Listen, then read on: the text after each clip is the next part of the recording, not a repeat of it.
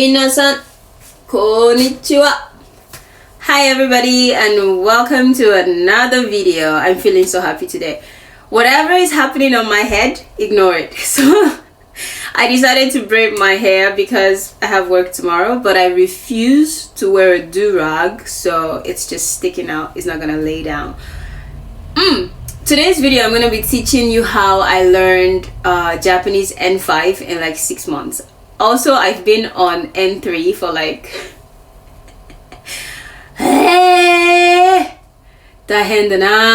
okay, so I'm gonna be teaching you guys how I learned N5 in like 6 months. Like, to me personally, N5 is the easiest level of Japanese. Like, especially if you're in Japan, N5 is like the easiest level like ever. But if you're outside, also if you're outside Japan, N5 is the easiest level. So I'm just gonna teach you guys the tricks that I used, or the tricks that everybody uses, but I'm gonna feel among, so I'm gonna make a video. So first things first, you're gonna learn hiragana and katakana, like duh. But the trick that I used is that I learned hiragana and katakana together, like Also, hiragana and katakana is like the easiest Japanese you're going to learn. It took me like 2 weeks to learn hiragana and katakana, and that was like 2 weeks was perfecting it. But I learned it in like a week. So the thing with hiragana and katakana is that you're going to have to learn it together. So let's say, for example, we have the a. You're learning a. So you're going to learn a, hiragana, and a, katakana, right? You're learning it together. You're not learning it one by one. So if you're gonna learn I, right, you're gonna learn it together. If you're gonna learn something like ki, learn it together. Like, don't say, oh, I'm going to learn hiragana first and katakana next. No, learn it together. Like the a in hiragana, learn it together with the a in katakana. Like that way you're saving yourself the stress. It's pretty much the same sound, it's just a bit different in the shape of writing. Another thing that I did was I did a lot of writing practice. Like when I was learning hiragana and katakana, I did a lot of writing. And like, so for example, if I'm writing a, I'm going to be like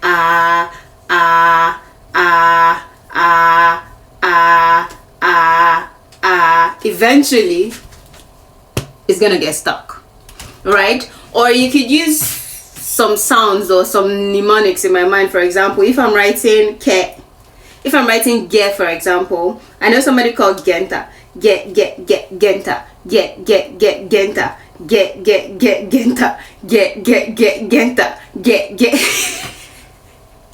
It sounds redundant, but I promise you eventually you're gonna learn it. And another thing that I did was I learned all the variations together. So let's say ha, ba, pa. So for example, after learning hiragana and katakana, there's also the other variations, right? A, e, I, whatever. So for example, I learned ha, ba, pa together. So that's ha, ba, pa, right? And I also learned ho, bo, po, right? Ho, bo, po. So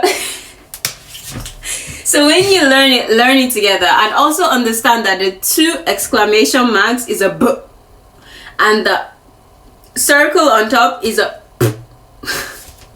Sorry if I spat on you. Again, this took me like 2 weeks to learn. Also maybe because I'm in Japan and I see hiragana everywhere. Also, if you're in Japan and you're learning hiragana and katakana, you're going to learn hiragana much faster than you're going to learn katakana. Katakana is like, how do I put it? You see katakana about once in a while, maybe like English words, but like hiragana you're gonna see everywhere. So technically you're gonna perfect hiragana faster than katakana. Next, if you're going to learn kanji, learn kanji as a vocabulary, not as a sound. I just presently started learning kanji as a sound. Like I started learning like different variations of kanji sounds. That's because I bought a kanji book. Yeah. Oh wait, speaking of books, yeah, you should get hiragana katakana book. This is kanji book obviously because I'm learning kanji. But you should get a hiragana katakana book. Daiso has it for like 100 yen, and get a whiteboard and write and write and write and write till your fingers fall off. Yeah, where was I? Learn kanji as a vocabulary, not as a sound, because at first learning kanjis, all the pronunciations and sounds of kanji is going to be so taihen and stressful for you. So learn it as a sound. And another thing I would advise is learn the meaning of the kanji. If you learn the meaning of the kanji, you're going to easily try to understand what's like what you're saying. So for example, this kanji, yeah, the fuck is wrong with my marker? This is big, right? This is tie-dye o, right? And this kanji, you know what, give me a second, sorry about that, my previous marker was acting mad. So this kanji means big, right? This is like tie-dye o, and then this kanji means school, right? This kanji means school. Now if you put it together, this kanji means big school. What's a big school? A university, right? And another thing is like this kanji means big, this kanji means person, right? Big person, what is that? An adult, right? So like learn the meaning of the kanji. Don't just like, so the other day I saw on the bus, there was a bus, the bus had the teach kanji. What's the teach kanji? Yeah, I forgot. And then the narau kanji, which is like learn, and then the sha kanji, which is car. So in my translation it was teach, learn, car. What does that mean? So I checked my dictionary. It means what's the name? It means a driving school. It does make sense. So what I would say is, if you're learning kanji, learn the meaning of the kanji more than you learn the sound of the kanji. That way when you see the kanji, you can put two on two or one on one together and be like, oh. So another example I'm going to show you. Okay, I'm going to show you another kanji, yeah? So this kanji means small, right? Chisai. Chisai? Tabun chisai. And then this kanji again means school, right? This kanji, what the fuck? This kanji means student, right? Small school student. Shogakse, right? Small school students. What is a small school student? That is an elementary school student. Do you get the point? Like, learn the meaning of the kanji more than you learn the pronunciation of the kanji. If you know what each kanji means, when you add it together, you can try to come up with like, oh, probably means this. Another thing people usually say is use mnemonics. At the moment, I can't really come up with a mnemonic that I've used in the past. But what I usually use is song. Like sometimes, like the first time I was finding it so hard to learn the word tumaranai. Tumaranai means boring, right? I was trying to learn the word tumaranai and I was trying to learn the word arukimasu. Arukimasu is like walk, right? So I was just like, arukimasu, tumaranai, arukimasu, tumaranai, arukimasu, arukimasu, arukimasu, tumaranai. So now every time I hear arukimasu or tumaranai, it's stuck in my head. So like you could use mnemonics or you could use songs, like especially if the word is very hard to remember. Also, this brings me to the point of using flash sticky notes. So if the word is very hard, like you have tried to remember, write it on a sticky note and stick it on the wall, right? So what I used to do the first time that I started learning vocabulary in Japanese, yeah, if I learn a new word, like for example, if I learn a new word, sensei, for example, and for the life of me I cannot remember sensei, What I do is I write sensei and I stick it on my wardrobe. So when I wake up in the morning, oh look, it's sensei. Now I've seen sensei, right? And the thing about remembering words is that the more you use a word, the more you see a word, the more you use it, the more you remember. So now every time I open my wardrobe, I see sensei. Every time I close my wardrobe, I see sensei. When I'm leaving my house, I see sensei. Like, so if the word is hard for you to remember, write it on a sticky note and stick it somewhere. It's like somewhere that you usually look at. It will be easy for you to remember. Next, people usually say try to speak as soon as possible, but I would say don't do it. Because the thing about speaking as soon as possible is that when you cannot speak or when you cannot say something, it's very discouraging. Like, I've done it personally where like I'm trying to speak and speak and speak, and it's so discouraging. You feel so stupid because you're like, I know it, why can't I say it? So do like a baby and just listen. Like, just listen. And the thing about listening, yeah, is that when you finally try to speak or write, it just comes to you. I don't know how to explain it. So I've been doing listening for a long time, yeah. And the other day I was trying to explain something to my teacher, and I was like, oh, Mazu.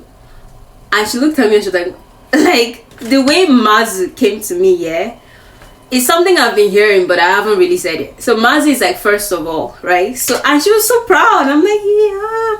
So if you do more listening than speaking, when it's time for you to speak or when it's time for you to write, it's going to come easily. So I have this channel on my YouTube that I always listen to.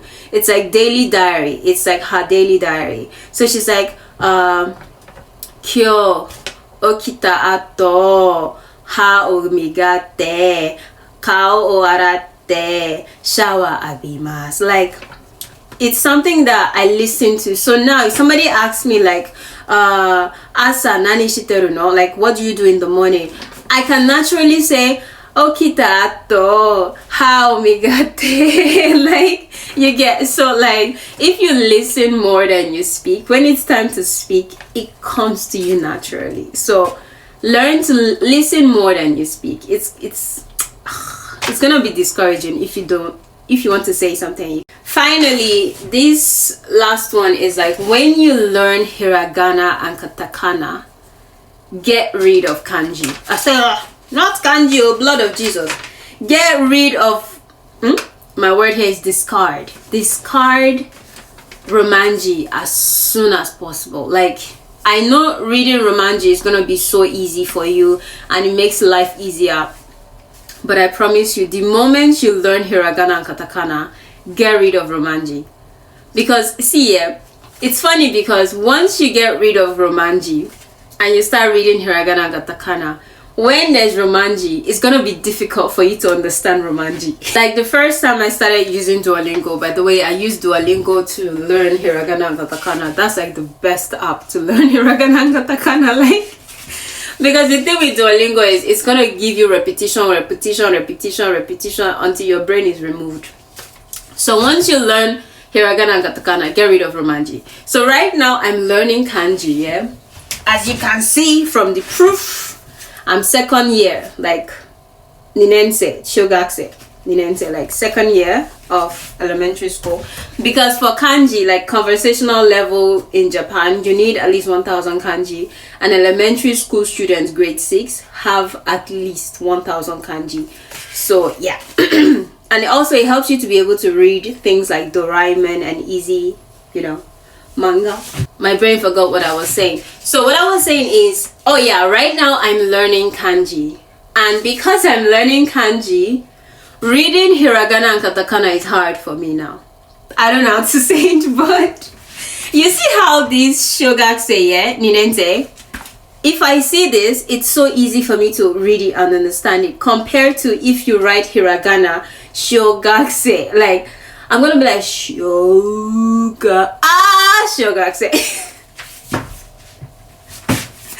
Like, for example, yeah, this is kokugo, yeah, it's easy for me to like read kokugo, but if you were to write hiragana kokugo, it's gonna take me a while to try to understand, like, what does this mean?